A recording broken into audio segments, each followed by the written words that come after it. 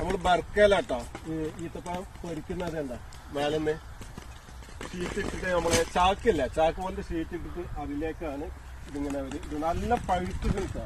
മണ്ടക്ക് പോലുള്ള അതേപോലെ ഒരു പൊട്ടിച്ചിടും. പഴുത്തൊക്കെ ഇതിമ തന്നെ കഴിഞ്ഞു പോകും. നമ്മളെ തലക്കിടല്ലോ.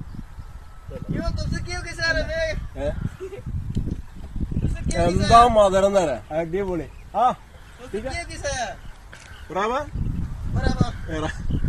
രണ്ടാവും അടിപൊളി സാധനം. അത് മധുരം കിട്ടാം. സൂപ്പർ.